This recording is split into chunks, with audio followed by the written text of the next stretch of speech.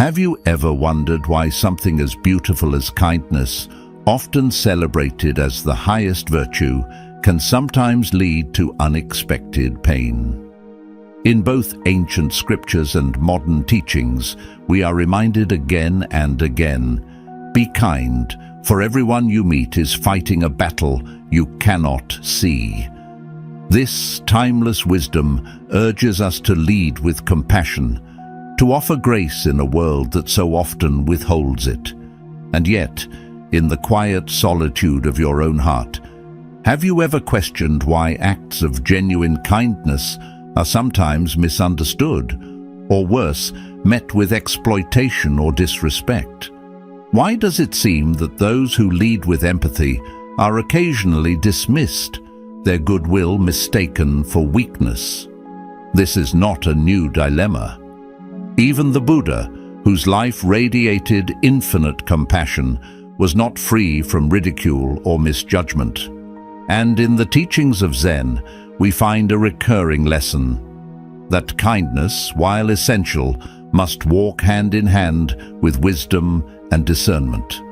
Without this balance, we risk losing ourselves in the very compassion we wish to offer others. Now, let's walk the path of one disciple. His story holds a mirror to your own. A story about the sacred balance between compassion, wisdom, and self-respect. In a peaceful and secluded monastery nestled among mountains and trees, there lived a devoted disciple known for his unfailing kindness. He believed deeply that kindness was the essence of spiritual practice, the truest reflection of the teachings he had devoted his life to studying. With a generous heart, he went out of his way to help others, carrying heavy loads for fellow disciples, offering his food to those who were hungry, and always saying yes to any request, no matter how inconvenient or unreasonable. At first, his kindness was celebrated. The other disciples admired him, speaking warmly of his generosity and selflessness. The young disciple felt proud, believing that he was embodying the essence of compassion. But slowly, things began to shift. The admiration turned into quiet indifference, and in some cases, even subtle contempt. His fellow disciples started to take him for granted. Tasks were left undone because they knew he would step in and complete them. Requests became demands. People began to speak to him more harshly, certain that he would never protest or retaliate. What once felt like honor now felt like burden. The disciple, confused and deeply hurt, found himself questioning everything he believed. One evening, weighed down by this inner turmoil, he approached his teacher, an elderly master known for his deep insight and calm presence. With sorrow in his voice, the disciple asked, "Master, why is it that my kindness has brought me disrespect? Am I not following the path of compassion as we are taught?" The old master looked at him with understanding and smiled gently. "Let me tell you a story," he said. "The tale of the river and the forest." He began, "Once there was a river that flowed generously through a vast, ancient forest. The river gave freely. Its water nourished the trees, quenched the thirst of animals, and refreshed weary travelers who rested along its banks. It asked for nothing in return and never turned anyone away. But as time passed, things began to change. The animals grew careless, muddying the water with no thought. Travelers, once grateful, began to litter and pollute its banks. The trees, growing tall and strong from the river's life-giving water, began to stretch their roots deep into the riverbed, drawing more than they needed. The river, once clear and vibrant, grew shallow and murky. At last, in pain and exhaustion, the river cried out to the forest, "Why do you all treat me this way? I have given you life. Why do you now harm me?" And the forest answered, "Because you never set boundaries, we assumed you did not mind."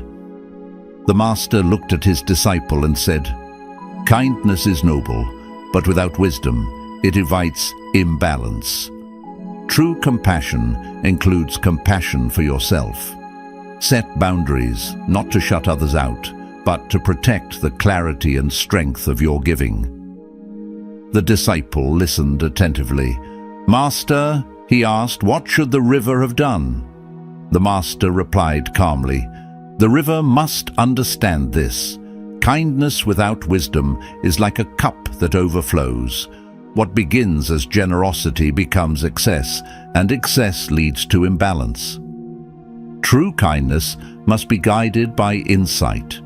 It must learn when to give freely and when to hold back, not out of selfishness, but to preserve harmony." "And how can I practice this kind of kindness?" the disciple asked earnestly. The master responded, "By learning to understand the nature of people and the world around you. People are like mirrors. They reflect what they perceive. When you show kindness without discernment, some will recognize it as virtue, but others may interpret it as a weakness. This is not because kindness is flawed, but because the human mind often mistakes silence for surrender and generosity for lack of strength." The disciple reflected for a moment. "So are you saying I shouldn't be kind?" The master shook his head. "No, I'm saying do not be kind without discrimination. There is a Zen teaching that says, when helping others, do not lose yourself. True kindness does not mean self-erasure. If your kindness costs you your dignity or inner peace, it is no longer kindness, it is self-sacrifice, and that leads to disorder, not harmony." He continued, "In ancient philosophy we speak of yin and yang, opposite yet complementary forces. Kindness is like yin, soft, nurturing, compassionate, but it must be balanced by yang, firmness, strength, clarity. Without yang, kindness becomes fragile and easily misused. Without yin, strength becomes harsh, even cruel. The secret lies in balance." The disciple nodded thoughtfully. "And how can I find this balance, Master?" The master smiled gently. "Through mindful action. Before you offer help, pause and ask yourself, is this kindness arising from inner strength or from a desire to be liked? Does this action uplift both the other and myself, or does it enable irresponsibility? True kindness nourishes both the giver and the receiver." The next day, the master gave the disciple a task. "Go into the village," he said, "and offer help wherever it is needed. But this time, be mindful. Observe how people respond and notice how you feel. Then come back and share what you have learned." The disciple obeyed. At first he acted as he always had, saying yes to every request, offering help without hesitation. But soon he began to notice a pattern. Some villagers received his help with sincere gratitude. Others, however, grew demanding, treating his kindness not as a gift, but as something they were entitled to. Then he remembered the master's words. When faced with unreasonable demands, he chose to respond with calm but firm boundaries, declining politely when needed. To his surprise, some people began to respect him more. They no longer saw him as a servant, but as an equal. Those who had been using him grew upset, but he realized that their anger came not from real harm, but from losing control over him. Through this experience, the disciple understood the deeper truth in his master's teaching. Kindness is a noble quality, but on its own, it is not enough. It must be accompanied by awareness, discernment, and self-respect. This wisdom invites us to examine not just how we show kindness, but why, and to consider the effects our actions have, both on others and on ourselves. True kindness is not about pleasing everyone. It is about cultivating harmony within and without. The power of boundaries.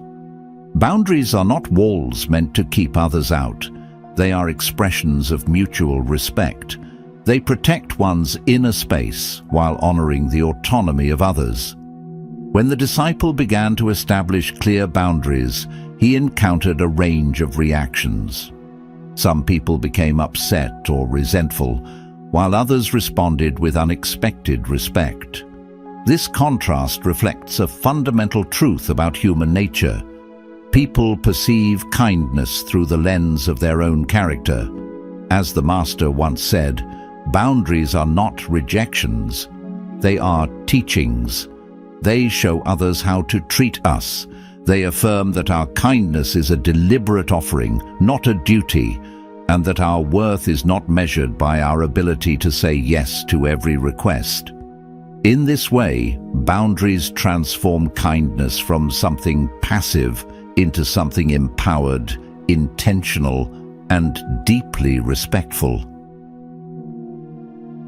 The balance between giving and receiving. In Buddhist philosophy, balance is a central thread woven through all aspects of life. Giving, no matter how noble, must be balanced by the capacity to receive and to replenish.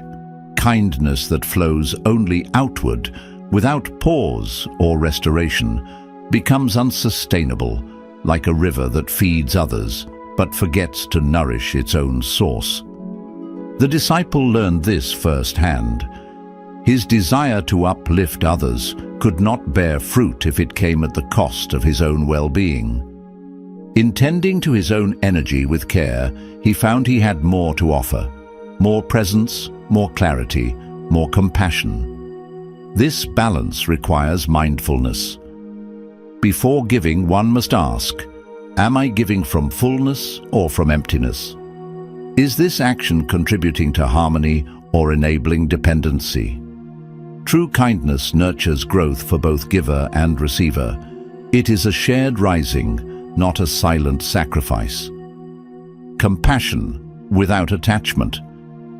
One of the deepest teachings in Zen is this: compassion must be free of attachment.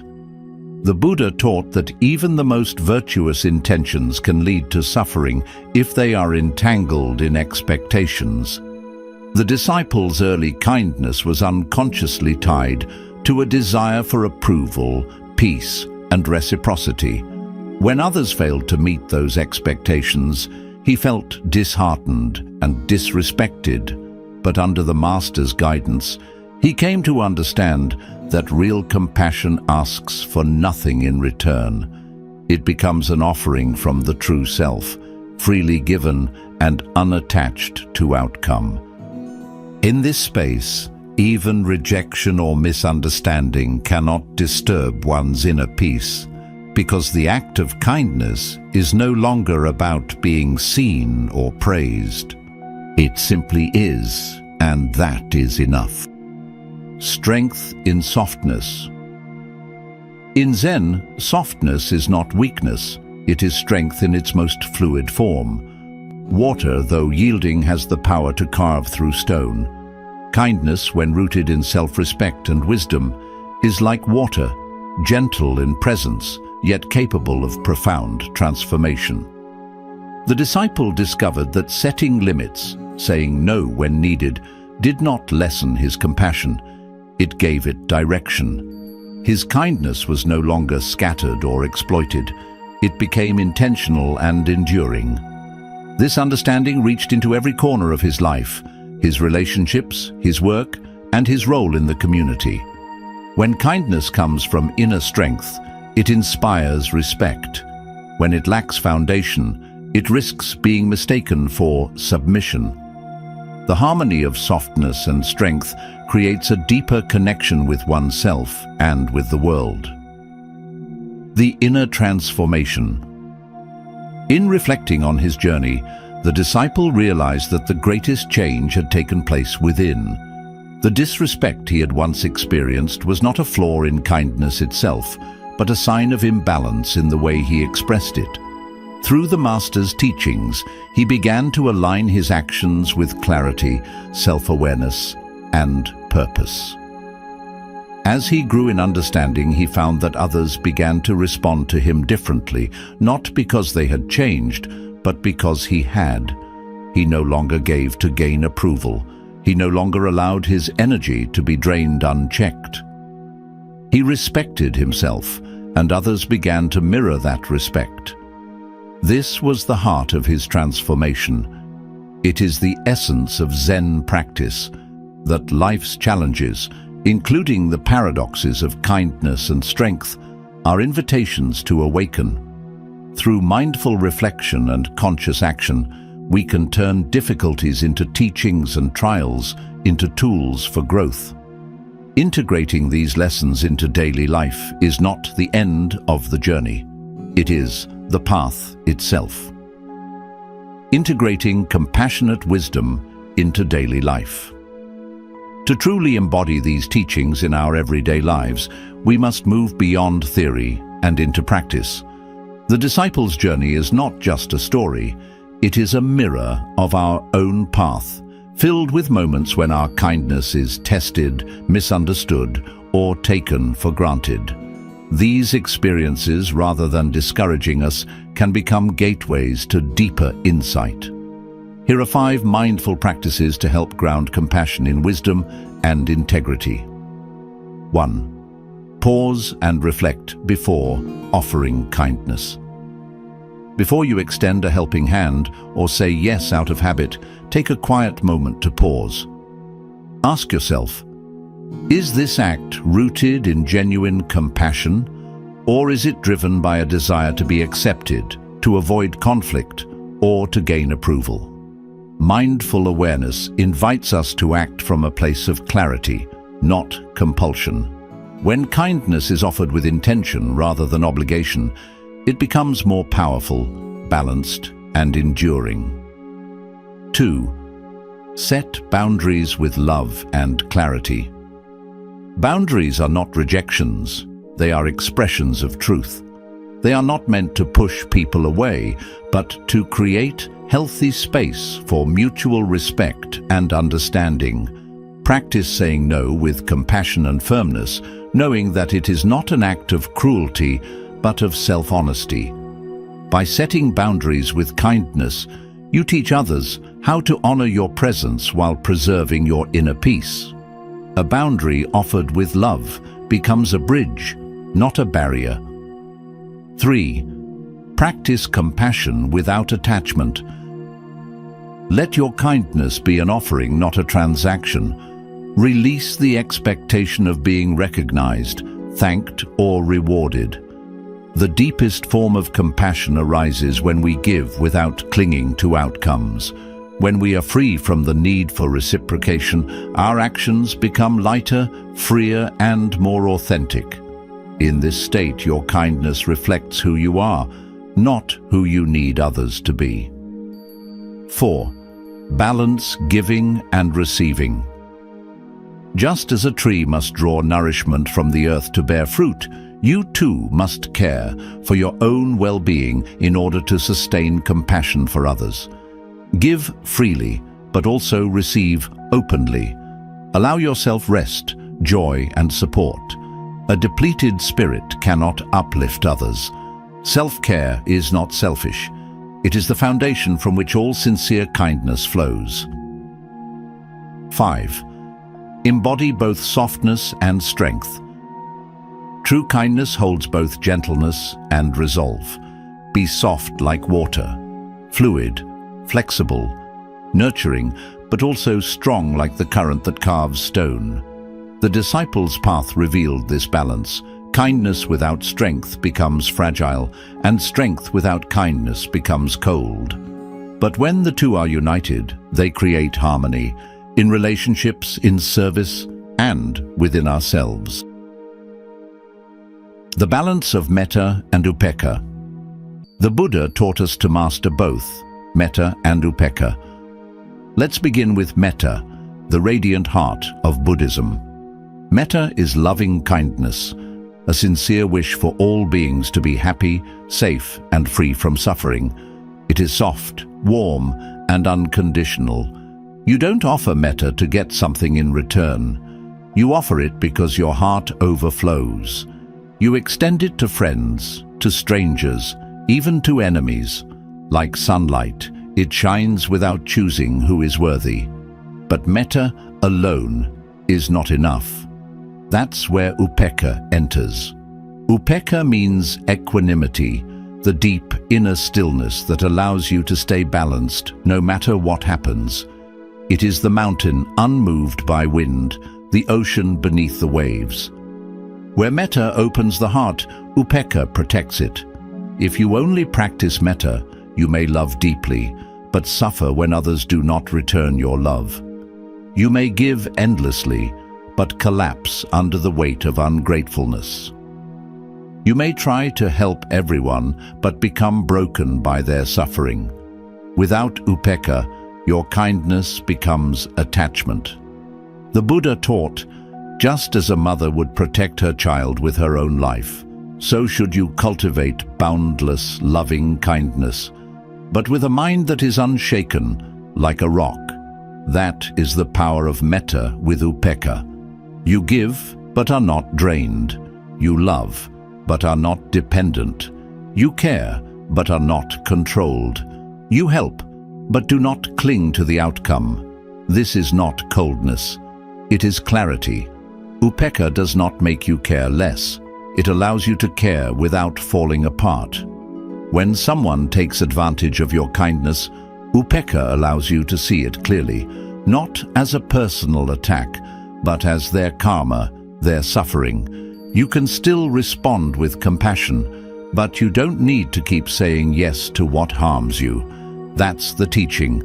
Metta is the open hand. Upekkha is the grounded spine. Without metta, life becomes bitter. Without upekkha, love becomes bondage. Together, they create a loving heart with boundaries. So ask yourself, is your kindness rooted in clarity or craving? Are you giving from abundance or to be approved? Do you love freely, or do you need them to love you back? Take Maya, for instance. Maya was known for her kindness. At work, she stayed late to help colleagues, never said no to favors, and always put others before herself. People called her generous at first, but over time her kindness was taken for granted. Co-workers began dumping their responsibilities on her. Her polite yes became an expectation. One day, after being blamed for a task she didn't do, Maya broke down. That night she remembered a teaching she once read: metta must flow with upekkha. The next morning Maya changed. She still helped others, but with discernment. She said no when needed, without guilt. Some people were shocked, even annoyed, but others began to respect her more. Maya learned that real kindness doesn't mean losing yourself. With metta and upekkha in balance, her heart remained open, but no longer vulnerable to exploitation. She was kind, but also unshakably grounded. A living teaching. As the disciple learned, moments of discomfort or conflict are not signs of failure. They are opportunities to deepen our understanding and refine the way we show up in the world. When our kindness is ignored or taken for granted, we are being invited to revisit the source of that kindness, whether it stems from love or from fear. By practicing discernment alongside compassion, by setting limits rooted in care, and by tending to our own needs with honesty, we transform kindness from a reaction into a conscious force. The Master's final words echo with quiet wisdom. A tree that bends with the wind does not break, but a tree that bends too much loses its roots. Let your kindness adapt to the world, but never at the cost of your center. Stay rooted in self-respect, grounded in awareness, and nourished by truth. In that balance lies the true power of compassion. So, the next time you find yourself wondering why your kindness is misunderstood, why your open heart is met with silence or even taken for granted, pause, breathe. Remember the disciple. His journey is not just a story, it's a reflection of yours. True compassion isn't about pleasing everyone. It's not about saying yes when your soul is saying no. It's about presence, clarity, and the courage to honor both your empathy and your edges. Kindness without boundaries becomes self-erasure, but kindness with wisdom, that becomes power. Power not to control, but to stand firm, to bend without breaking, to love without losing yourself. You are not here to be everything for everyone. You are here to give with care, to serve with balance, and to protect the sacred ground within you. So let your kindness flow like water, gentle, generous, alive. But let your roots go deep, grounded in self-respect and discernment. Because when you're rooted, your giving becomes limitless, not draining, but renewing. Thank you for being here, for listening and for reflecting. If this story moved you, take a moment to like, comment, or share your thoughts. I'd love to hear how it resonated.